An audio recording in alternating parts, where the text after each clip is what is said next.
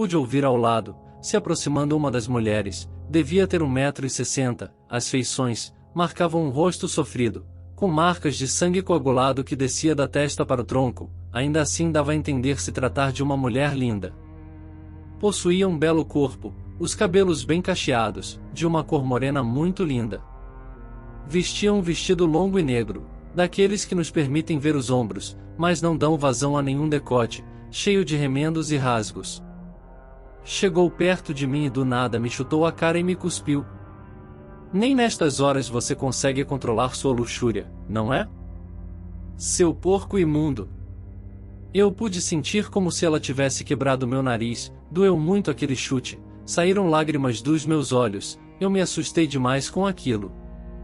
Nisso, uma outra mulher, mais alta, devia ter 1,75 m, bem magra, com toda a parte esquerda de seu tronco e membros queimada, vestindo um vestido mais simples e modesto, na verdade, cobria tanto seu corpo que chegava a parecer um pijama, dizendo ela para mim algoz, afastando-a de mim e colocando suas mãos nos ombros da amiga.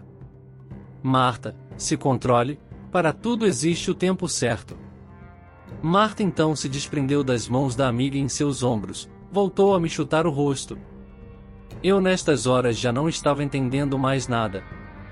E disse ela: Teresa, pode ter certeza, vou aproveitar muito tempo com este desgraçado.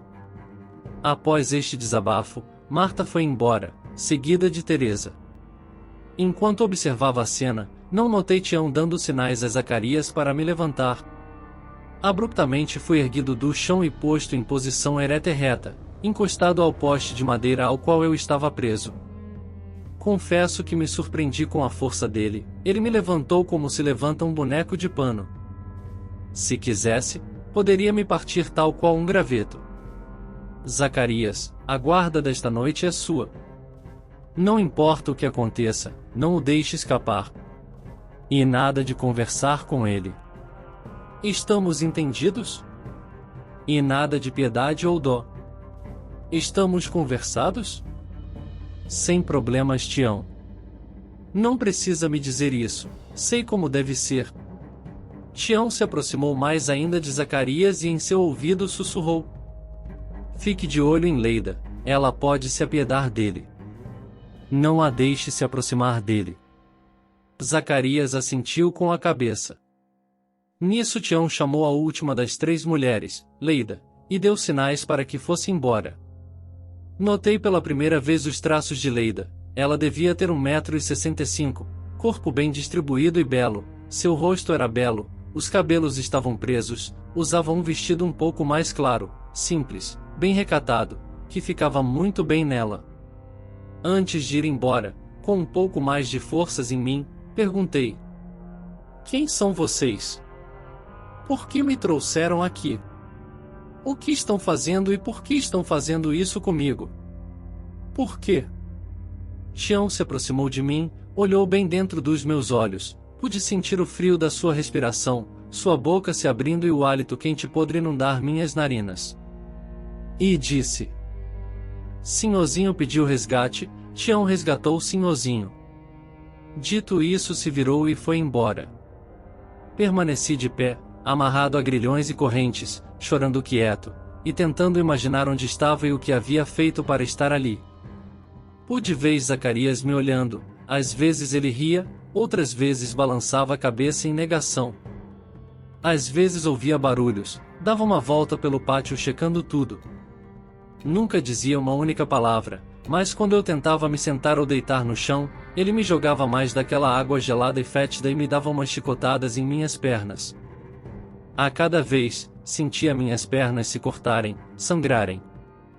Zacarias apenas olhava, não esboçava nada além de estar lidando com um animal de fazenda, tipo um peão lidando com bois.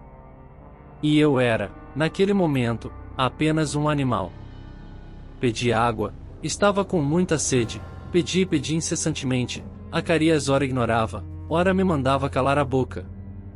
Ficamos assim até eu entrar em uma espécie de transe e desfalecer. Novamente senti outro balde de água fria sendo jogado em mim. Eles não me davam paz. Me fizeram permanecer de pé. Um chicote na mão de Zacarias, outro nas mãos de Marta. Zacarias fez as honras. Recebi sem aviso uma chicotada nas costas. Foi o bastante para cair tombando e ficar de joelhos. Para que você tenha uma noção de como é a sensação de levar uma chicotada, vou lhes dizer, assim como quando você se corta, por 1/1000 de segundo, você apenas sente, sem dor, algo passando pelas suas costas. Imediatamente depois, pois a chicotada é rápida, seu corpo começa a levar os sinais ao seu cérebro, das consequências do ato. A área atingida queima como se você estivesse pegando fogo.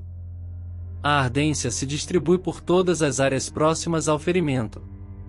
Imediatamente depois do ardor, seu corpo instintivamente se contrai, tombando na direção contrária a fim de compensar a dor. Não obstante, você sente que há um rasgo em seu corpo, você sente o ar frio em contato com a ferida aberta. Você sente a dor do corte, uma dor aguda, que não para. Lágrimas caem, você grita e chora. E isso é apenas a sensação de uma única chibatada. Marta não se fez de rogada e já mandou outra. Foi o suficiente para eu cair gritando por piedade e que parassem com aquilo. Parar? Você caiu com apenas 2 chibatadas. Já vi crianças aguentando mais que você, coronel de merda. Cadê a valentia e a pose? Piedade que lhe daremos é a mesma que nos deu. Eu não fiz nada disso, eu não sou essa pessoa. Me soltem. Gritei caído ao chão. Zacarias me deu um chute, e me ergueu. Mandou Leida pegar 2 cordas e me amarrou no poste, de forma que minha cintura e meus braços ficassem presos ao poste e assim eu não tivesse como cair nem se eu quisesse. O que se deu a partir disto, foi torturante. Zacarias e Marta se revezavam. Tião assistia a tudo rindo, gargalhando. Quanto mais alto eu gritava de dor, mais alto Tião ria. Pedi ajuda a Deus, ao que todos riam e diziam que Deus estava bem longe daquele lugar. Confesso que não durei muito, a dor nublou minha consciência. Desfaleci. A dor era descomunal e me fez perder os sentidos. Mas logo me fizeram voltar. Jogaram aquela água fétida e gelada em mim. Acordei com a dor da água nas feridas. Acredito que minhas costas deviam estar em condições deploráveis. Tião se aproximou e começou a me bater com sua bengala em minhas costas. Me batia tão forte que senti uma das minhas costelas se partindo. Eu tremia, entrava em crise, tinha convulsões. Deus do céu, o que ainda me esperava? Gritei. Por que vocês não me matam logo? Ao que Tião respondeu. É porque você já está morto, idiota. Morreu de acidente de carro. E agora você será nosso brinquedo para toda a eternidade, onde vamos fazer você passar por tudo o que nós passamos. Imbecil desgraçado. Entrei em estado de negação. Como eu poderia estar morto? Se sentia fome, sede, dor, via meu corpo e o deles. Sentia contato com minha pele. Eu começava a ficar zonzo. Eu ficava dizendo baixinho comigo mesmo, que aquilo era loucura, que eu não estava morto, que só podia ser um pesadelo. Olha só, ele não sabia, o burro não sabia. Pois saiba que vamos te fazer provar do inferno que passamos, tanto quando estávamos vivos, como o que passamos ao chegar aqui. Não reconhece onde está? Estamos na sua fazenda. É aqui que te faremos gozar de tudo que nos proporcionou. Marta esbravejava e ria. Eu não entendia nada além da dor e da sede que sentia. Pedi por água. Água, olhem só, o senhor tá com sede. Deem água para ele. A voz de Marta com seu sarcasmo só me fazia sentir-me pior a cada momento. Tião acenou a Zacarias, que encheu de água uma caneca suja que estava no chão.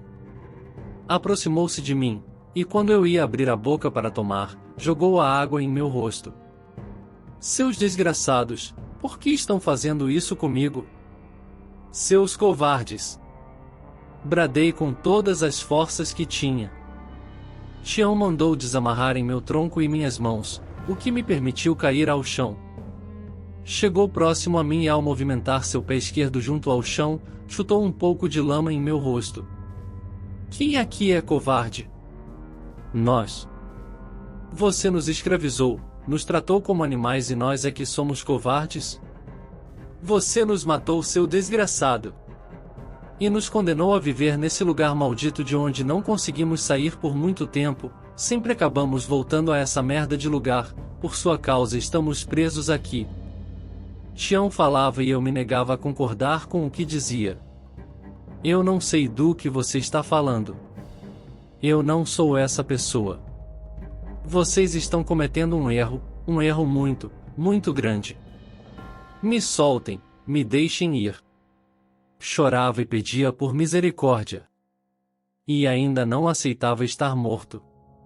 Aquilo não entrava na minha cabeça, mas não tinha tempo para pensar nisso agora.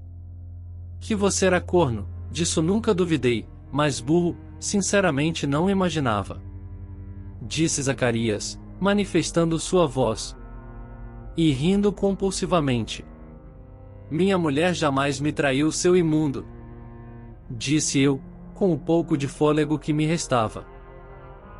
Nesta sua última vida, até que não traiu mesmo, mas na que a conhecemos, Sinhazinha era bem aberta a ter vários amigos, a Leida ali que o diga, não é Leida, ponto. Completou Teresa, olhando para Leida. Mais ruim de cama como era, fico assombrada como assim a primeira, não fez o mesmo que a segunda, se bem que, quem garante né que o filho era dele? Era Marta que falava. Leida por sua vez apenas tinha os olhos para o chão. Não dizia nada. Tião disse que iria fazer com que eu recuperasse naquele momento as minhas memórias. Eu ainda estava tentando conciliar meus pensamentos.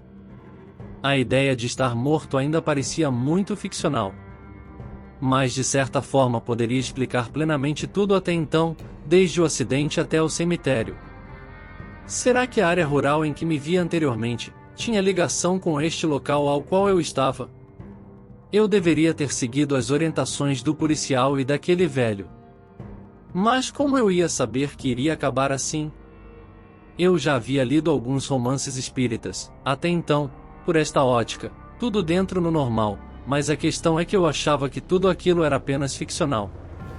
Uma coisa realmente era igual aos livros, aqui não se chegava luz solar, parecia uma eterna madrugada. E para variar, sempre tinha alguém querendo se vingar de alguém. Diferente do Serasa, aqui, neste lugar, as dívidas nunca caducavam. Muito pelo contrário, aqui permaneciam eternas, no sistema de juros sobre juros. Pedi água novamente fingiram que não escutaram. Deus do céu, eu faria de tudo por um copo de água. Isto era uma das coisas que eu ainda tentava digerir, pois, se eu morri, por que ainda sentia coisas e sensações de quando vivo? Pois, se eu morri, e me sinto vivo, então a morte não existe. Será que de algum modo, aqui eu ainda terei uma segunda morte? Eu olhava à minha volta, aquele pátio, aquelas construções, um grande galpão, ou o que sobrou dele, em frangalhos. Aqueles grilhões grossos e frios que prendiam os tornozelos, os punhos, o poste que deveria ter lá seus 3 metros de altura. Em meio aos meus questionamentos internos, via Tião se aproximando. Capítulo 4 – A história de Tião. Conforme havia dito, ele chegou perto de mim. Pegou um caixote de madeira e se sentou. Segurou sua bengala. Estava diferente, como num passe de mágica, algo fez com que mudasse instantaneamente sua vestimenta. Agora trajava um paletó preto, camisa surrada e suja, que deveria ser originalmente de cor branca. Calças pretas, pés no chão. Seu rosto começou a se metamorfosear, de um rosto queimado, para um rosto de feições normais. Os cabelos brancos se tornaram negros novamente. Os olhos permaneciam grandes, negros e intimidadores. Mas havia algo naquele novo rosto que me soava familiar. Era de um jovem de uns 20 e poucos anos. Não entendi bem a razão daquilo, mas, a duras penas, havia aprendido a somente observar e escutar. Ainda não se lembra de mim, desgraçado? Pois bem, vejo que sua memória astral está meio desregulada. Mas vou te contar minha história, talvez assim você consiga se lembrar de algo. Nisso, olhou para o chão, fez um pequeno desenho de um círculo com sua bengala na terra, batendo no centro do mesmo e continuando a narrativa. Nasci em novembro de 1850, fruto de um estupro do antigo senhor de minha mãe. Minha mãe morreu em meu parto. Me deram o nome de Sebastião em homenagem ao santo, talvez devido ao fato do mesmo ter sido morto amarrado a um tronco, o que praticamente poderia ser meu futuro. Fui criado pelas demais escravas, cresci chamando a todas de mãe. Quando tinha 7 anos, já ia ajudar na casa grande, conforme crescia, ia aprendendo mais coisas sobre a vida na fazenda. Aos 14 anos, já era doutor no manejo de gado leiteiro e de corte. Nunca havia sofrido sanção alguma, era esperto, sabia como as regras funcionavam. A vida era dura, nem sempre nós, os negros, tínhamos o que comer, muitos de nós morríamos de fome e sede. Já eram meados de 1870, eu tinha meus 20 anos, quando um homem chegou à fazenda. Era mais um fazendeiro, um homem branco, o mesmo não devia ter mais de 30 anos, vestia um paletó e uma calça bege, uma camisa branca e um chapéu também da cor branca, usava barba. Mais um senhor de escravos, que estava por fazer negócios com os fazendeiros da região para ter seu próprio plantel de escravos para sua fazenda. Ficamos alinhados e um por um, éramos examinados pelo comprador, que não dizia nada, éramos cerca de 50. Nesta negociação em questão, eu e mais 10 escravos fomos comprados.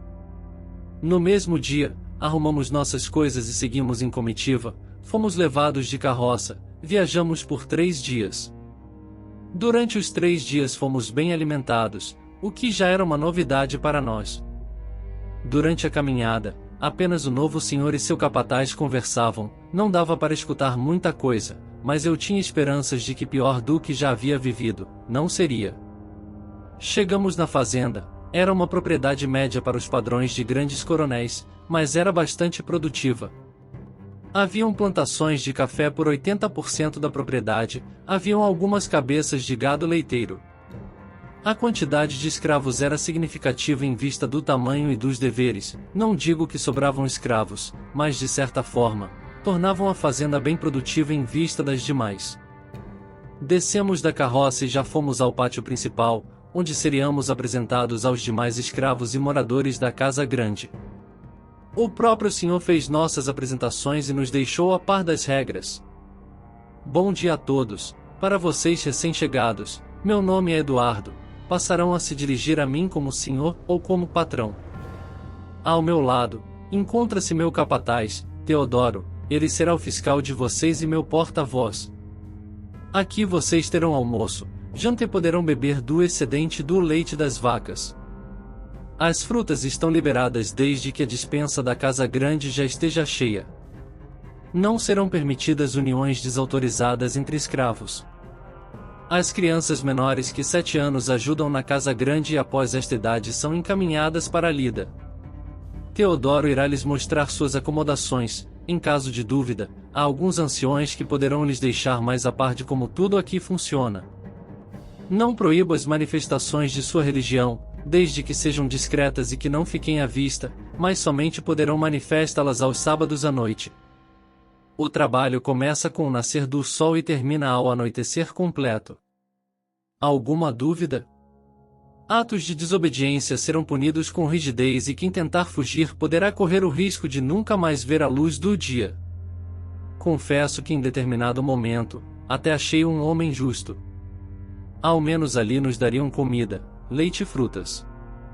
Meu dia a dia se revezava entre tirar leite das vacas e o plantio do café.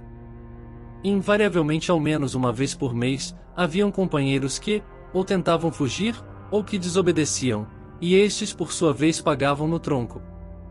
Haviam casos de alguns quase morrerem, vítimas das chicotadas.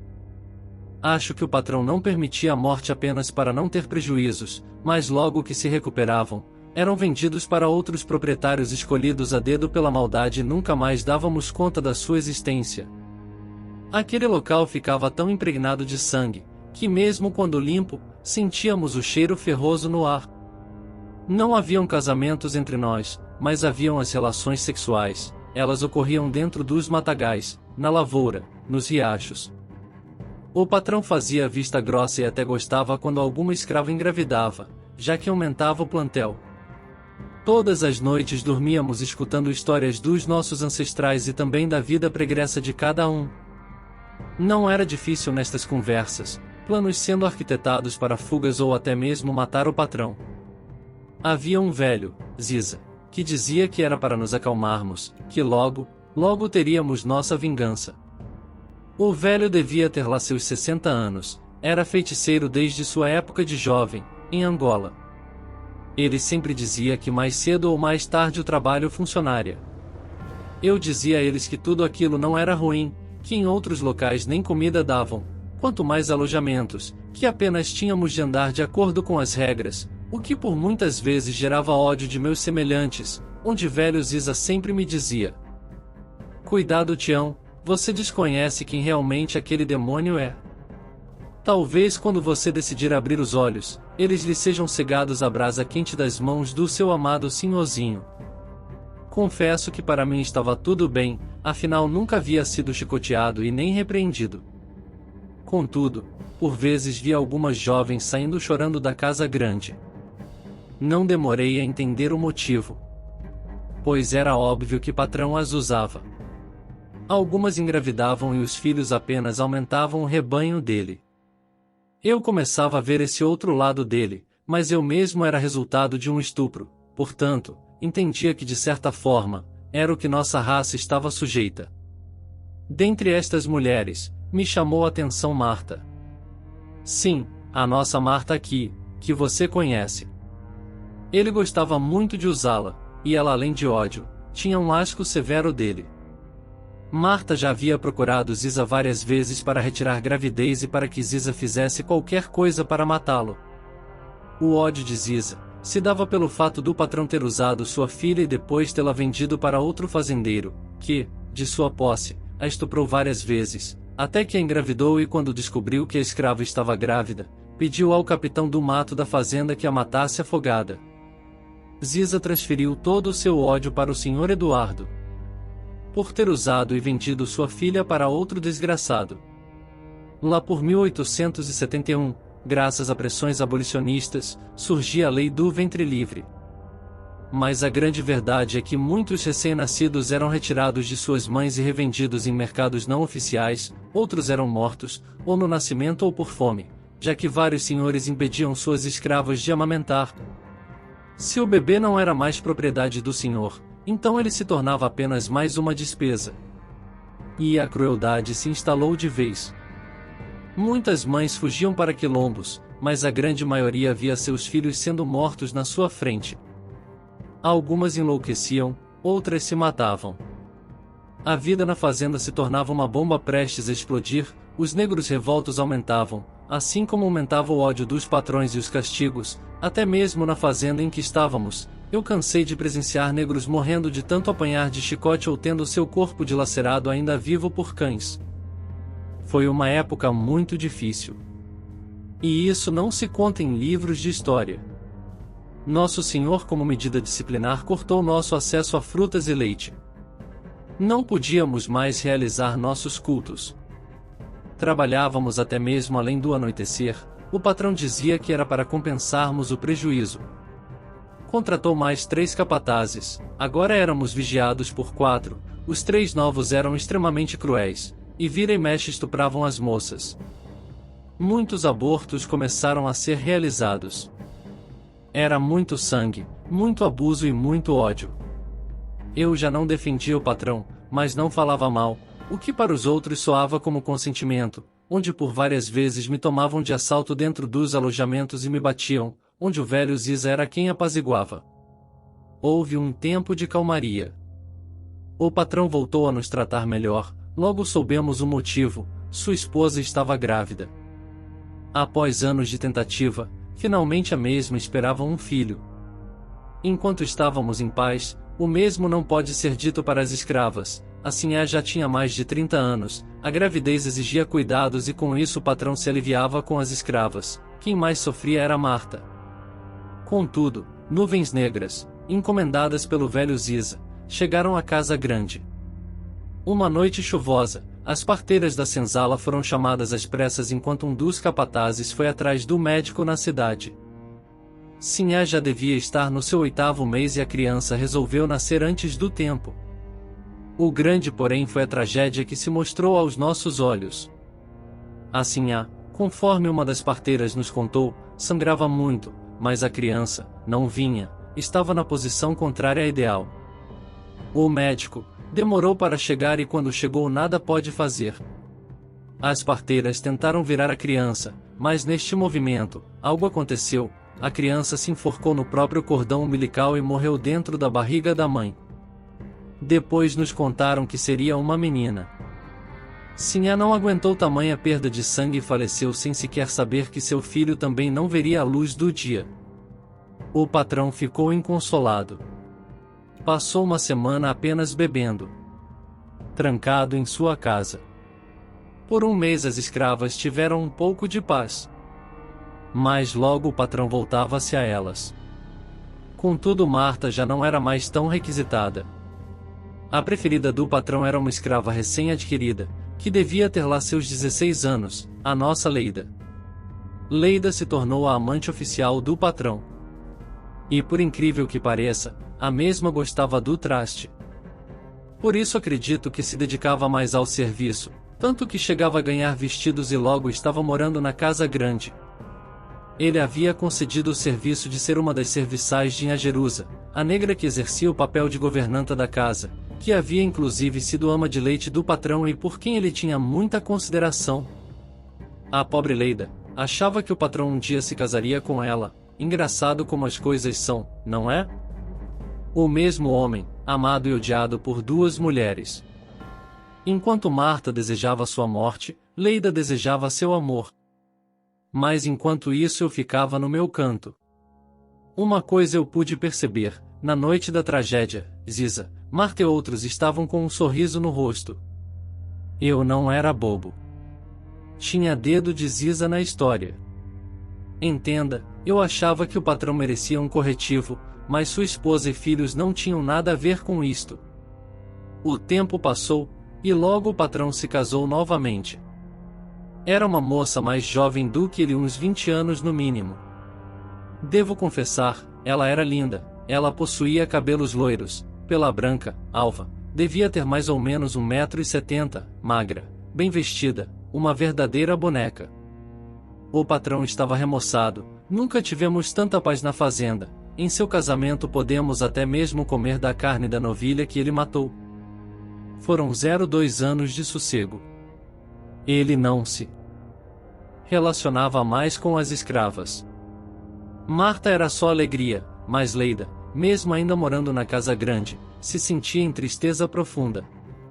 Afinal seu grande amor estava com outra, e não a procurava mais.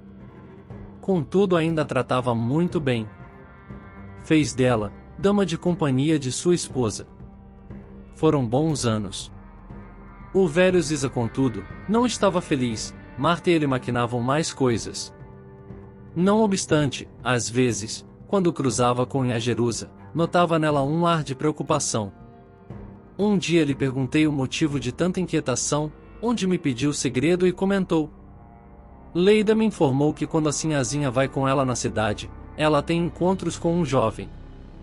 Estão enamorados, mas fez Leida jurar silêncio, caso contrário mata ela. Eu não sei como dizer isto a ele, preciso de provas. Mas isso é quase impossível. Eu não sabia se ria ali ou sozinho, o patrão era um corno. E a tadinha da Leida, que tanto o amava.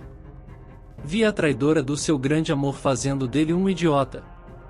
Os anos se passaram, estávamos em 1885, logo a lei dos sexagenários entrava em vigor. Neste caso para os patrões era ótimo, pois podiam descartar os idosos sem pensar 2 vezes, e convenhamos, um idoso naquela época, além de raro, eram considerados como peso morto.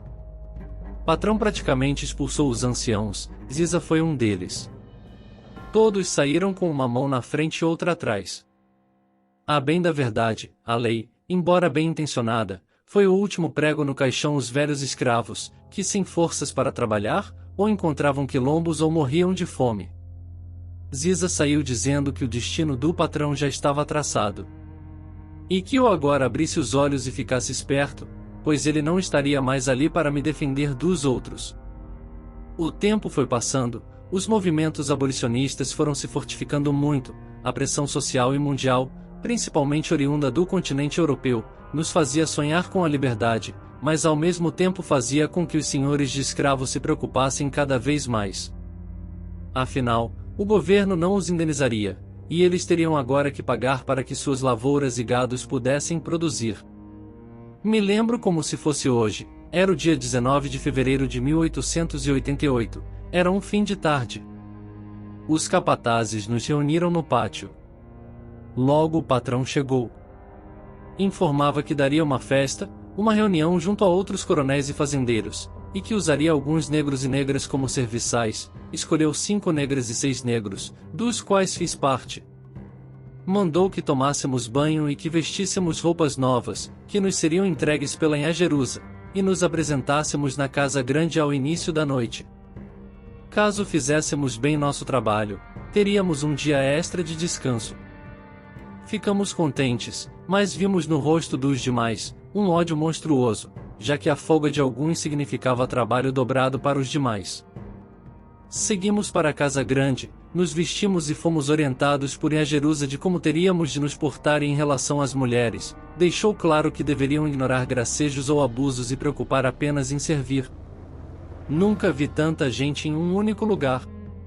A reunião era para tentarem organizar um movimento para acabar com a abolição, mesmo que isso significasse revolta armada.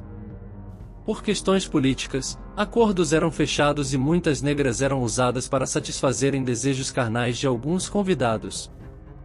Ficava enojado, mas procurava ignorar. Leida ficava interna na cozinha, junto com Nhã Jerusa. Ordens expressas do patrão, acho que ele sentia um certo carinho por Leida, não amor, um carinho. E não iria expô-la a isso.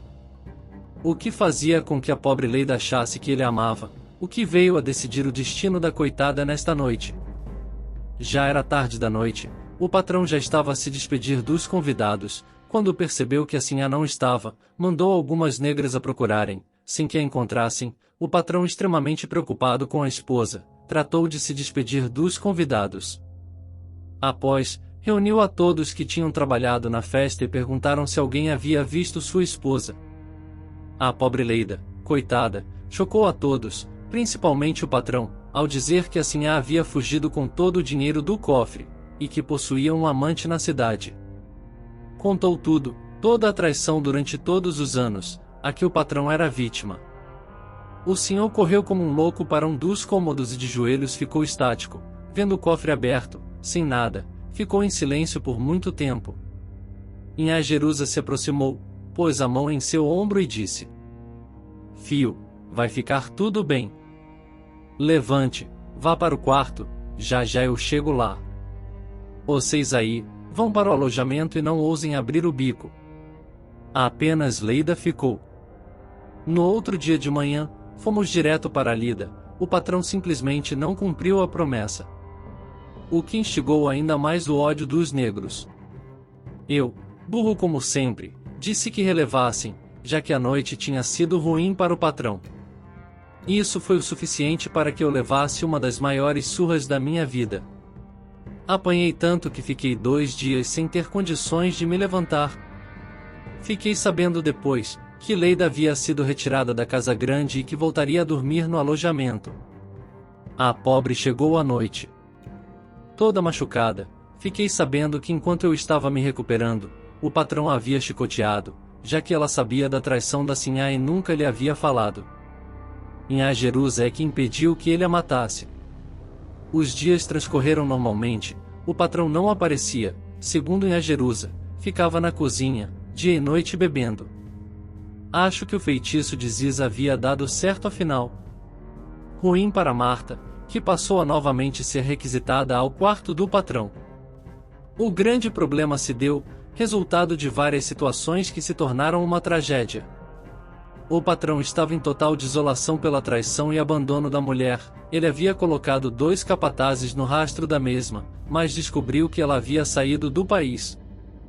Nisso, os planos de frustrar a abolição não haviam dado certo, a reunião havia sido em vão e tudo levava a crer que era questão de tempo até que todos nós estivéssemos livres. Inhajerus agora possuía uma nova ajudante, a Teresa, que depois, fui saber que estava mancomunada com Marta, para iniciar o estupim que definiria o destino de todos daquela fazenda. Era noite, Marta foi ao encontro do patrão, só que antes, sem que ninguém percebesse, pegou com Teresa uma faca na cozinha. Escondeu em seu vestido. Bem, não precisa ser um gênio para saber o que viria a seguir. Marta me contou depois que foi escondendo a faca, do vestido para o lençol, e que quando do ato sexual, pegou a faca e desferiu golpes no patrão. O único problema é que ele foi atingido à altura do ombro apenas, pois segundo ela, algo de alguma forma avisou o desgraçado, que estava de olhos fechados, mas os abriu no momento decisivo, fazendo com que a facada que seria no coração, fosse no ombro. O patrão a lançou contra a parede e chamou Inhajerusa, que logo compareceu ao quarto e viu Marta simplesmente pular da janela e sair correndo nua pelo pátio e fugindo. Foi questão de tempo. Logo acharam Marta. Ela me contou que antes de ser trazida de volta, foi estuprada pelos capatazes, que a surraram bastante. Quando chegou, mandaram que nos reuníssemos no pátio. E lá estava o patrão com um curativo no ombro, sem camisa, apenas de calça e sandália. Eu vi ali a figura do diabo. Ele nos reuniu para que pudéssemos ver o que ocorreria e servir de exemplo para atos semelhantes. Antes, ele fez com que os capatazes nos acorrentassem em uma única e enorme corrente, de forma que ficássemos os presos aos outros pelos pés, e em cada lado o último ficava com seus grilhões presos a correntes menores que se prendiam a pilastras. Vimos Marta nua, sangrando, cara inchada, presa ao poste. O patrão encheu um balde de água, e colocou 2 mãos cheias de sal. Se aproximou de Marta, pegou seu rosto com as mãos e lhe esbofeteou. Rameira desgraçada, negra maldita, tinha tudo para ter sido rainha, mas não serviu sequer para ser uma meretriz. Sua puta maldita. Mordeu a mão que lhe alimentou. Pois agora vai pagar. E que sirva de exemplo para todos. Nisso, Marta pronunciou algo que iria cavar a sepultura de todos. Seu velho nojento. Corno. Sua morte está a caminho, não sei o que vai fazer, mas prefiro a morte que deitar com você seu lixo asqueroso. Nós vamos matar você, e mesmo que eu morra hoje, eu me vingarei de você nem que seja no inferno. Matamos sua mulher, matamos sua filha e logo mataremos você. O patrão se afastou, ficou quieto alguns instantes, chamou um capataz e disse: Quero que a chicoteie até que seu braço direito canse e você tenha que usar o esquerdo. E a cada chicotada, quero que jogue essa água com sal nas costas desta maldita. Eu nunca havia visto ninguém gritar tanto quanto Marta. Desde os meus tempos de menino. A cena daquela mulher sendo quase que esquartejada, e cada chicotada as feridas abertas sendo banhadas de salmoura, chegou a um momento que a mesma desfaleceu. Entrou em choque, o corpo tremia sozinho, como que em convulsão. E o patrão dava sinais para continuar. Até que chegou um ponto, a qual nada mais restava de Marta. O patrão mandou recolher seu corpo, cobriu com um saco de arroz vazio e deu ordens para o capataz dar fim em qualquer barranco que encontrasse. Os negros estavam em fúria, pois apesar de não poderem fazer nada, perderam o medo e começaram a dizer que o patrão era um monstro, que quando a abolição viesse, nós o mataríamos. Deus do céu! Alguns segundos depois, 4 negros caíram ao chão. 4 disparos. 3 de cada espingarda de cada um dos capatazes e um tiro do revólver do patrão. Que disse: Seus vermes imundos. Lhes dei moradia, alimento, lhes tratei melhor que muito senhor, e é assim que me pagam? Assassinando minha esposa? Minha filha? Mancomunando contra mim? Pois agora irão pagar.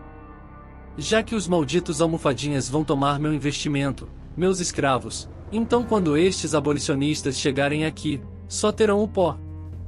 Vocês não vieram do pó? Pois ao pó retornarão. Com as armas apontadas contra nós, entramos no alojamento, ainda tendo que arrastar os corpos daqueles que haviam sido mortos a tiros. Nisso, alguns de nós acabavam por cair e ficar por cima dos outros. Os capatazes trancaram as portas dos alojamentos. Todos já imaginávamos o que aconteceria, e começamos a gritar por socorro, por piedade. A pobre Leida gritou desesperada: "Meu senhor, não faça isso conosco, nós não lhe faremos mal, nos perdoe, me perdoe, eu te amo, sempre te amei." Senhorzinho parou, abriu a porta, olhou para Leida, que naquele momento parecia deixar nascer uma esperança, e lhe deu um tiro bem na testa. Vocês vermes desconhecem o amor e a gratidão. Puta traidora! Mandou jogarem os restos de Marta junto a eles, chamou Teresa que estava com Jerusa, e disse: "Não me esqueci de você, vai ter o que merece." Chamou os capatazes e disse: "Façam o que quiserem, depois joguem-na no meio deles. Sem comida e sem água a partir de agora." Eles violaram Teresa ali mesmo, na nossa frente, como animais. A pobre gritava por um socorro que jamais viria. Jerusa apelava ao patrão durante todo o processo, desde Marta, mas o mesmo a ignorava e às vezes dizia para que ela ficasse calada, antes que ele esquecesse da consideração que tinha por ela e a juntasse aos outros. Por fim Jerusa acabou tendo que ficar trancada em um quarto da casa grande, de tanto que gritava e pedia piedade. Aliás, Jerusa era a única negra, que aos olhos do patrão não era tida como tal. Acho que era empregada antiga e que tinha servido de ama de leite do mesmo, de certa forma ajudou a criá-lo, já que a mãe dele havia morrido cedo. A violação durou a madrugada toda, ao início da manhã, apenas se restava um corpo já sem vida, que foi jogado junto a nós. O mau cheiro proveniente do sangue dos cadáveres já estava ficando insuportável. Estávamos amarrados uns aos outros pelos tornozelos. Permanecemos sós até o meio-dia. Vimos os capatazes chegando. Alguns carregavam gravetos secos, outros palha de milho secas. Abriram o alojamento. Jogaram no chão. E foram jogando e jogando até que isso formou um monte de uns 3 metros de comprimento por 2 de altura. Ficamos todos sem saber. Quando do nada, tanto nos montes, quanto em nós, toda a bebida que o patrão possuía, vinho, cachaça, uísque, conhaque, tudo, absolutamente tudo, era jogado. Só me lembro do riscar dos fósforos e da dor das chamas percorrendo nossos corpos. Estávamos sendo queimados vivos. Aqueles que não pegavam fogo, se intoxicavam com a fumaça. O cheiro era terrível. Era uma sensação de dor, ardor, sufocamento. Tentávamos fugir, mas não tinha para onde fugir. Apesar de não ter demorado tanto, cada segundo foi uma eternidade. Gritos, choros, lamentos, tudo de uma vez só. Até que realmente viramos apenas pó. Eu não sabia o que dizer. Sinceramente, eu estava extremamente emocionado e compadecido do meu torturador. Pensava em quanto mesmo havia sofrido e de certa forma, entendia a razão dele ter se tornado o que se tornou. Apenas ainda não entendia o motivo de que eu estava sendo torturado. Eu nunca tive fazenda, nunca soube de ninguém em minha família ancestral que tivesse tido escravos. Na verdade eu possuía parentes negros, dos quais gostava muito, maioria dos meus amigos, tanto na infância, na adolescência, na faculdade, no trabalho, eram negros e nunca nutri sequer qualquer sentimento racista, muito pelo contrário, ou seja, algo ali não se encaixava. Argumentei isso com Tião, o que serviu para que me desse uma bengalada na cabeça. Disse ele: "Desgraçado, eu não quero saber quem você se tornou, estou aqui pelo que você foi. Você foi o Eduardo, seu maldito. Você nos matou. Eu sei que você sofreu uns bocados antes, mas eu jurei que te faria pagar pelas minhas mãos. Pois a justiça não foi completa. Eu tinha que ter você aqui nas minhas mãos, por Marta, por Leida, por Teresa e por todos os outros. Agora, desgraçado, você vai sentir na pele a dor de todos nós. Eu fiquei atônito, não acreditava. Eu não queira e não podia acreditar. Olhei para Tião e disse: Tião, eu não me lembro de nada disso, pelo amor de Deus, você deve estar me confundindo, eu não me lembro. Me solta, vamos conversar. Neste momento, do nada, o porrete com a coroa de Cristo rasgou minha orelha e parte esquerda do meu rosto. Era Marta. Seu desgraçado dissimulado. Por sua causa abortei várias crianças, tenho hoje em meus genitais uma pele podre cheia de vermes, veja, veja. Ela levantou a saia, pude ver, naquilo que um dia foi uma virilha e um órgão sexual, uma ferida aberta e fétida, cheia de vermes, que ela fez questão de passar em meu rosto, o que imediatamente me fez nausear e vomitar. O que foi? Não está a seu gosto? Chega, Marta, eu ainda não acabei meus assuntos com ele. Depois que eu terminar, ele é todinho seu. Tião pegou meu rosto com uma das mãos, cuspiu em meu olho esquerdo e disse: Agora você vai saber tudo o que aconteceu comigo, desgraçado, para ter uma ideia do que lhe espera. Nisso, Leida apareceu, informou Tião que tínhamos visitas, ao que Tião chamou Marta, para ver do que se tratava. Ignorou que Leida havia permanecido comigo e foi ver o que havia. Nisso, Leida se aproximou de mim. Olhou para mim, viu que eu era naquele instante apenas um arremedo de homem. Chegou perto, levou as mãos em meu rosto, ao que instintivamente recuei. Aos passos que ela me disse: Calma, meu amor, eu não vou lhe fazer mal, beba enquanto eles não voltam. Não sei como, mas em suas mãos materializou-se uma enorme jarra de água. Sim, água. Uma água pura, cristalina. Me coloquei a beber com a ajuda de Leida. Bebia com sofreguidão, engasgava, perdia o ar. Ela passava o pano de sua saia em meu rosto e me limpava. Terminei de beber, estava aliviado. Confuso, mas aliviado. Ela me abraçou, colocando minha cabeça entre seus seios, como uma mãe que consola um filho, e disse: Meu pobre senhorzinho. Tanto sofrimento, tanta dor, isso tudo vai passar, meu amor. Olhei para Leida, mas não via mais o rosto de uma negra, vi agora o rosto de uma mulher ruiva, cheia de sardas, cabelos ruivos longos, olhos verdes. Seus olhos cheios de ternura e marejados me olhavam enquanto me acariciavam os cabelos. Comecei a chorar compulsivamente sem saber o porquê. Perguntei: Leida, é verdade o que o Tião disse? Ela balançou a cabeça afirmativamente. Apenas sentia uma vontade ininterrupta de chorar, chorar e chorar. Capítulo V. Velhos conhecidos. O que será apresentado agora, me foi dito e apresentado através de telas mentais, após várias situações terem se esclarecido e em um futuro onde ainda irei chegar.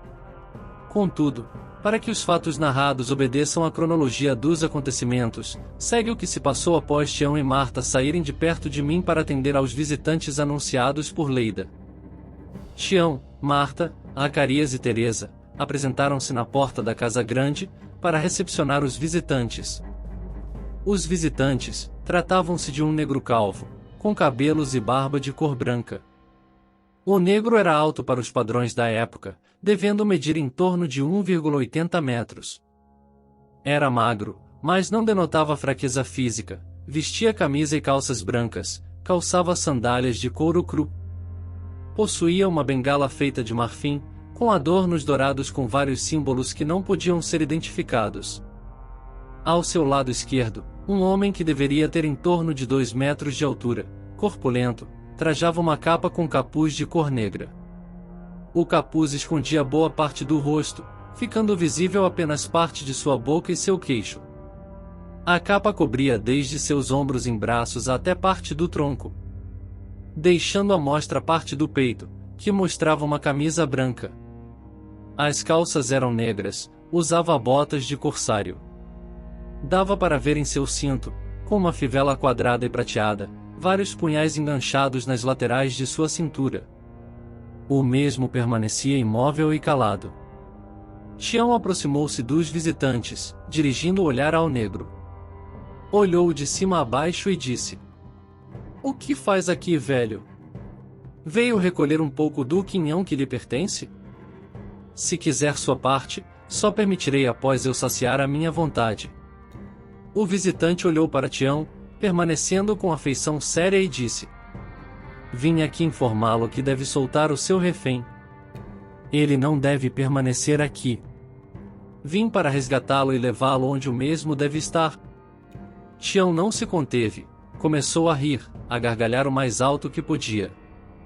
Pôs a mão nos ombros do visitante e foi dizendo: "Você está louco? Procurei pelo desgraçado durante décadas e agora que encontrei, você vem aqui, justo você, e quer levar ele de mim, justo você? Eu esperava tudo de você, meu amigo, menos hipocrisia." O visitante continuou austero e foi dizendo: "Não se trata de hipocrisia, mas de analisar o contexto geral das coisas, coisas inclusive as quais você, Marta, não tem o conhecimento. Estou aqui como um porta-voz de alguém que está além de mim. Vim para levar o ser que está cativo neste lugar." Tião retirou as mãos do ombro do velho. Olhou para ele e disse em alto e bom tom, em um tom bastante agressivo: "Seu hipócrita, você mais do que ninguém sabe que esse maldito deve pagar, e agora me vem com essa? Pois pode pegar esse seu jagunço aí que você trouxe, e os dois podem ir para o inferno. Daqui o desgraçado não sai enquanto não me pagar o que deve e quero ver quem vai tirá-lo daqui.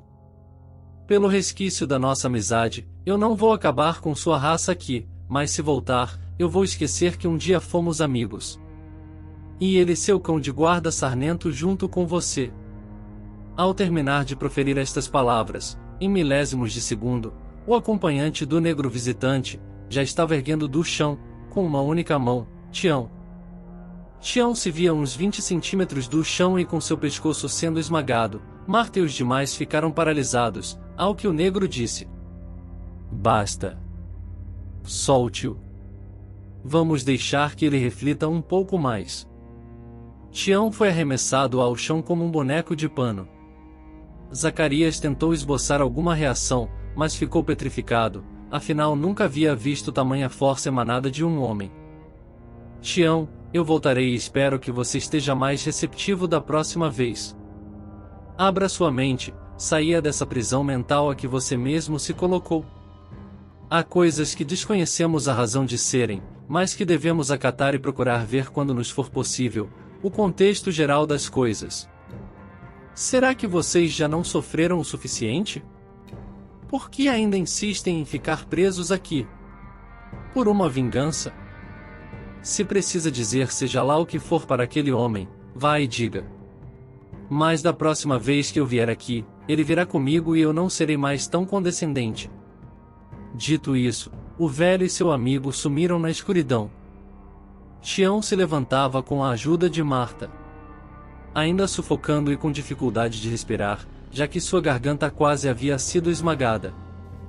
Marta começou a falar: "Temos que acabar com ele antes que voltem." Tião, recuperando-se, disse: "Tem algo errado. Há algo que não sabemos e precisávamos saber." Porque eu sei que o velho falava a sério. Marta, com todo o ódio que havia em seu coração, falou: "Nem ouse dar para trás Tião, só por conta daquele velho? Eu não vou entregar o maldito a eles não, ou melhor, vou entregar apenas o pó do que restar dele." "Marta, se acalme, tem coisa errada.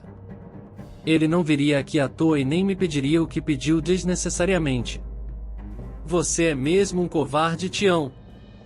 Nisso Tião se levanta, pega Marta pelo pescoço, ao que ela diz em tom sarcástico: "Isso, machão, em mulher é fácil, né? Por que não agiu assim com esse vigor todo com o jagunço do velho?"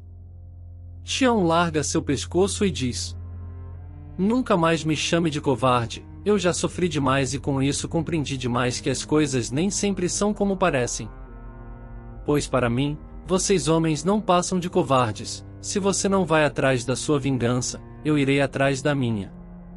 Marta seguiu a marchar para o pátio, a fim de resolver seus assuntos. Tião foi logo atrás, chamando os demais e pedindo a Zacarias que fosse na frente e não deixasse Marta fazer nada comigo antes dele.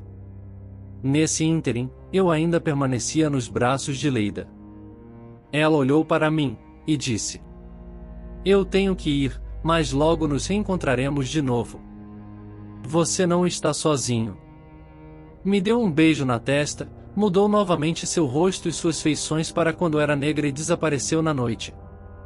Vi Marta chegando, marchando com um chicote na mão, imediatamente ao me ver, foi me chicoteando. Como eu estava sentado, o chicote acertava minha cabeça, meu rosto, meus braços. Era uma dor excruciante.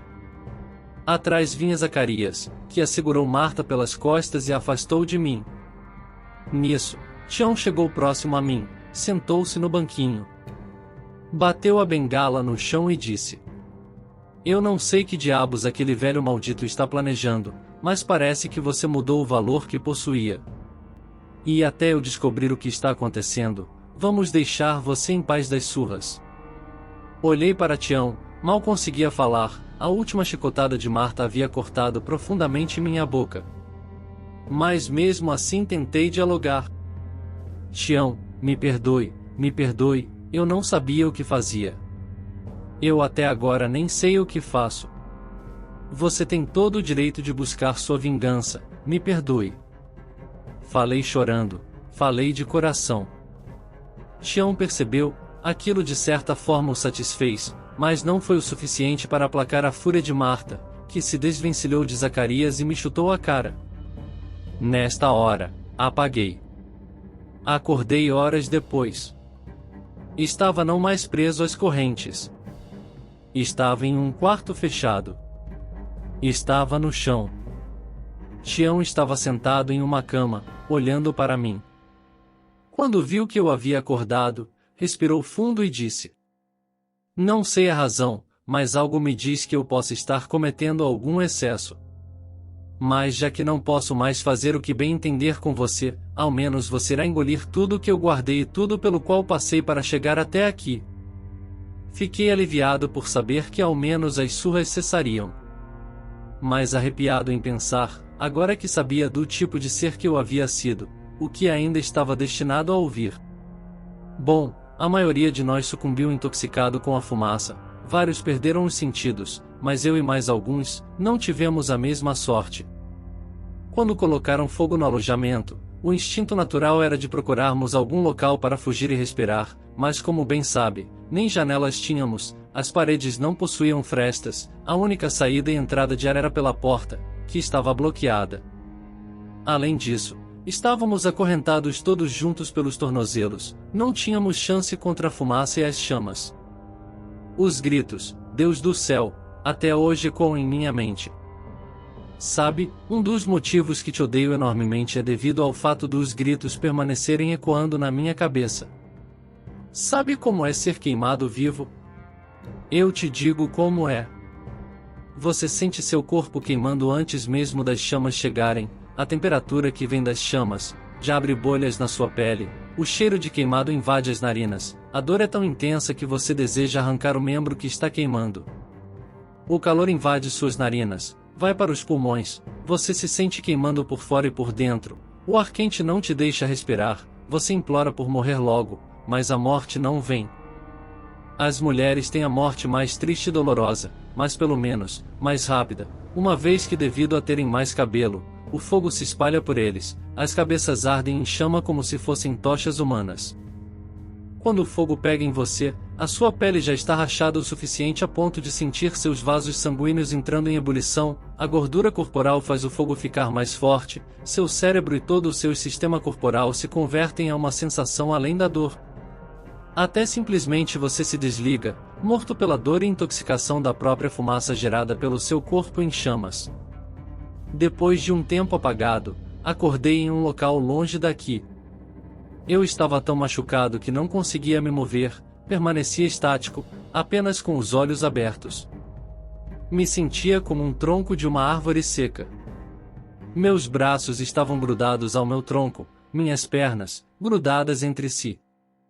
Era como se eu tivesse derretido meu corpo. Doía muito. Não sei quanto tempo fiquei assim. Sentia uma sede descomunal, mas não conseguia me mover, não conseguia falar, apenas conseguia ouvir os gritos do alojamento.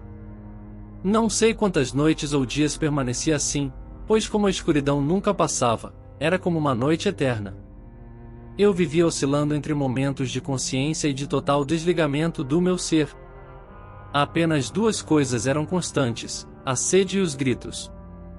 Não sei dizer ao certo, mas em algum momento, mesmo com muita dor, consegui ir desgrudando os braços. Com isto, consegui virar meu corpo e começar a me arrastar até o que parecia uma pedra e uma poça de água parada. Ao menos era o que parecia. Havia uma névoa bem densa, que só começava a reparar naquele momento. Me apoiei com a ajuda dos braços na mesma e me recostei nela. Depois de recuperado do esforço, me prostei com os cotovelos no chão e com as mãos em forma de concha, peguei a suposta água parada e bebi, a fim de matar a sede. Sabe, eu nunca havia bebido algo tão ruim e nojento. Era uma mistura de água barrosa, salobre com gosto do cheiro de um animal morto. Vomitei logo em seguida, mas percebi que teria de me contentar com aquilo até que tivesse condições de ir a um local melhor. Não sei quanto tempo durou depois disso, mas focava minhas atenções em desgrudar as minhas pernas. Esse foi um processo longo e doloroso. Nesse ínterim, começava a contar o tempo pelas estações da neblina. Haviam períodos em que a neblina se dissolvia, e dava para eu ver algumas árvores ao longe, afastadas entre si, e dispostas em um longo planalto. Me lembrava de que ao amanhecer, perto dos rios, se formavam neblinas. Com isso passei a imaginar que cada nova neblina, se iniciava um novo dia naquele lugar. E ficava até esperançoso, já que poderia haver rios ou riachos próximos, o que me fazia sonhar em beber uma água de qualidade. Pela minha contagem de tempo, levei 10 dias para conseguir desgrudar minhas pernas, mais 2 dias para conseguir dobrar meus joelhos e finalmente, ao marco do 15º dia, eu já estava de pé e podia começar a dar meus primeiros passos rumo a desconhecido. A sede era o que mais me motivava, era o que fazia com que eu conseguisse suportar a dor de cada passo, pois além da dor da pele sendo esticada apenas para dar sequência a um simples movimento de andar, meus pés descalços machucavam as solas naquele terreno, cheio de pedras e espinhos. Andei durante 5 dias, não sei de onde vinha aquela força, mas sem encontrar água. Me hidratava achando poças, ou até mesmo sorvendo barro. Caminhava nu, não que isso importasse. Tinha consciência de que não estava vivo, mas pensava estar no inferno, já que aquele lugar era longe de qualquer ideia de paraíso e nem de longe era o que aprendia ao que seria o pós-vida que meus ancestrais falavam. Me lembrei de Ziza, o mesmo era nosso por assim dizer, líder religioso, conversava com os ancestrais e com os orixás. Fazia feitiços. Ele nunca nos disse que era esse lugar tenebroso que nos esperava. Os gritos permaneciam em minha mente toda vez que algum questionamento da razão daquilo tudo que vivi, vinha em minha mente. De repente, comecei a ouvir passos e vozes, fiquei em primeiro momento feliz, mas minha felicidade se desfez no momento em que vi alguns rostos conhecidos, irmãos de escravidão que assim como eu, terminaram suas vidas naquele holocausto de fogo. Eu pensei que seria recebido como mais um irmão, mas não foi bem isso que aconteceu. Vi Marta, Teresa e Zacarias, os 3 sendo tratados como cães. O líder do grupamento, Zimba, os puxava com cordas em seus pescoços, arrastando-os e chicoteando-os.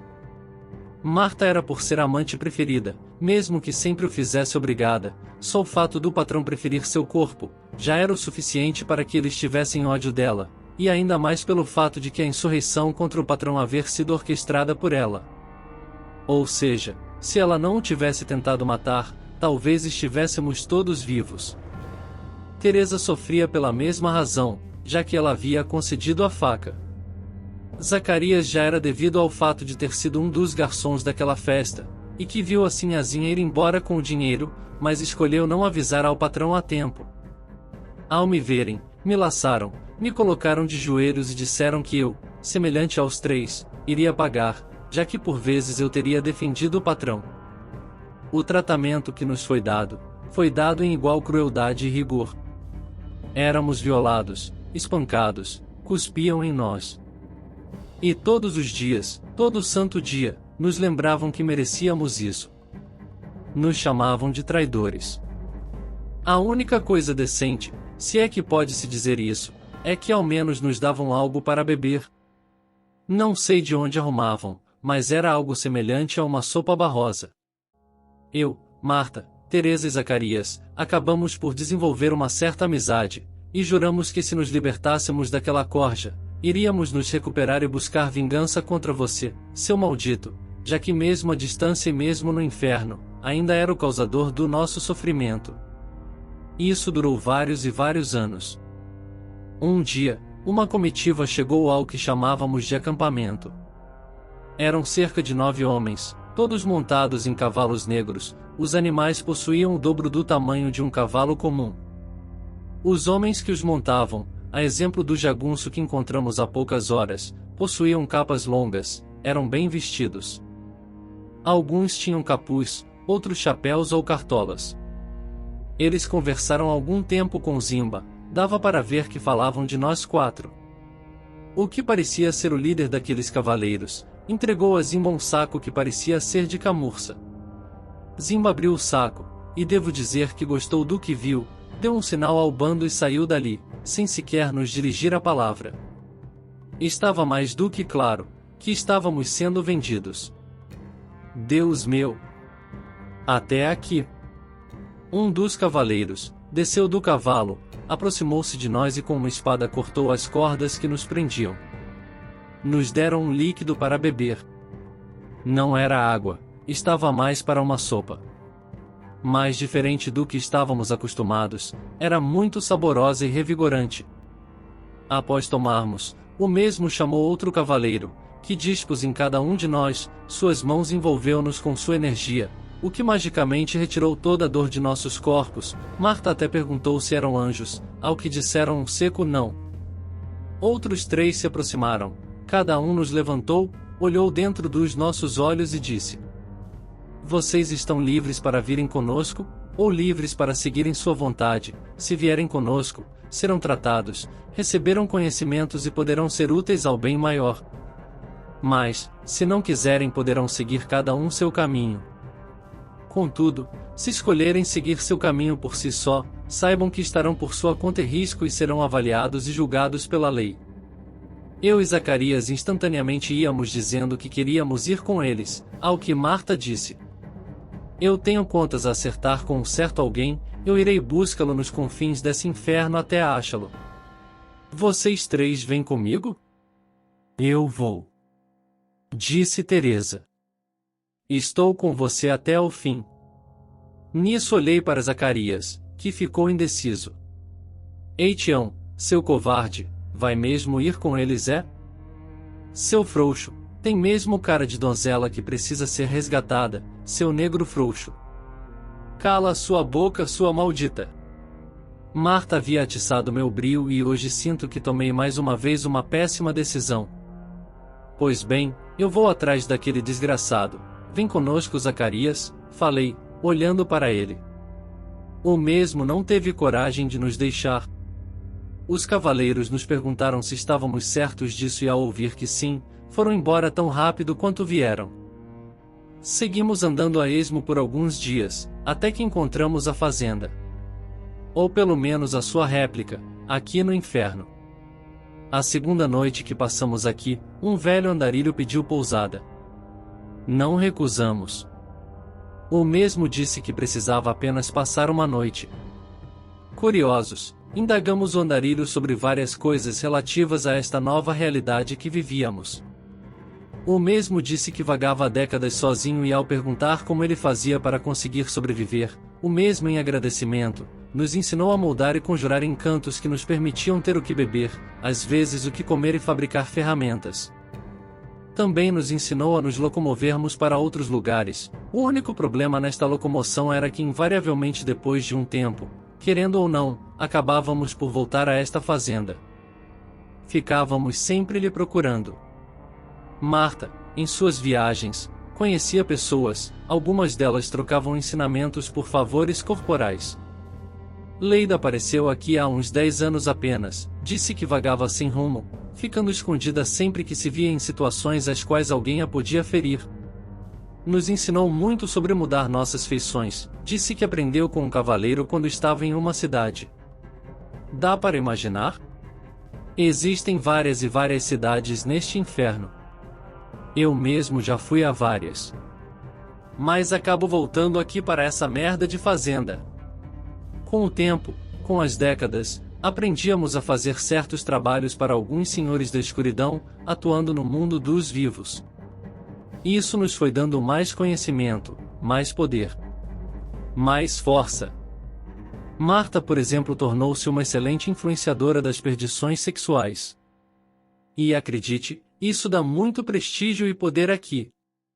Muitos favores, aliás foi graças a um destes favores, que um ser conhecido de Marta, nos deu a dica, mais de um século depois, de como te achar e de fazer com que tudo acabasse tal como estamos agora. Me perdoe, Tião, peço de toda a minha alma, perdão.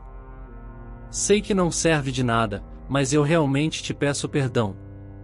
Eu me sinto neste momento, como um lixo humano. Entendo o seu ódio e realmente te peço perdão, aliás, peço perdão a todos. Estava com os olhos marejados, estava ajoelhado aos pés de Tião. Naquele momento, eu o isentava de tudo o que havia feito a mim. E pude ver, pela primeira vez, que Tião realmente acreditava naquilo. Em um determinado momento, sua feição se apiedava de mim. Mas durou pouco. Algo aqui está estranho, não me sinto muito bem. Disse Tião. Me deixe pedir perdão a eles. Clamei. Meu caro, sei que não terá problemas com Leida, Zacarias eu não sei, mas Marta te perdoar, será impossível, mas se quiser tentar. Nisso saiu do quarto. Mas não trancou a porta, algo nele dizia que eu não fugiria. Perguntou a Zacarias sobre Leida, que balançou os ombros em sinal de não saber onde estava. Tião era astuto, aliás sempre o tinha sido, razão esta que sempre se desviava dos castigos, era muito inteligente. Após a resposta de Zacarias, ouvir bater sua bengala ao chão 3 vezes e dizer: Zacarias, você lembra quando os cavaleiros nos compraram de Zimba? Sim, Tião, não esqueço daquilo um só dia. E me arrependo todos os dias, de tê-lo deixado me influenciar a seguir para esta maldita fazenda. Sim, acho que tomamos a pior decisão possível, mas talvez haja alguma esperança para nós. Aquele velho te botou uma pulga atrás da orelha, não? Sim, na verdade ele me fez foi enxergar alguns detalhes que em minha sede de vingança eu não havia pensado. Bom, é aguardar. Sinto que muita coisa está para mudar. Mas te peço que vá no quarto. Acho que desabafar com o pobre diabo ali vai te fazer bem.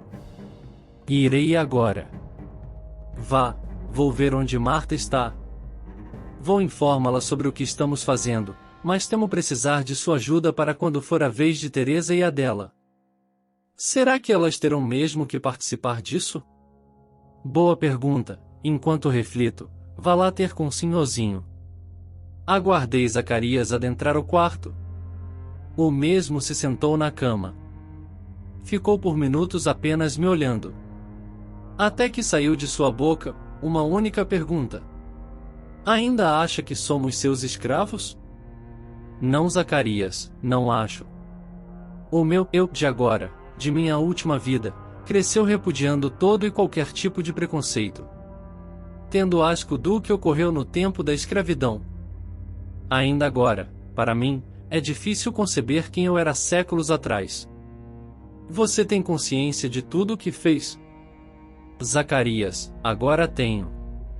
E de toda a minha alma, se eu pudesse voltar no tempo, eu teria sido totalmente diferente, mas infelizmente eu não posso e a única coisa que posso fazer é me ajoelhar e pedir perdão a você. Bem, senhorzinho, uma coisa que aprendi nestes séculos é que as coisas acontecem por algum motivo. Acho que há momentos em que temos de deixar o passado no passado. Afinal, deixei de ser um escravo seu, para ser um escravo da minha vingança.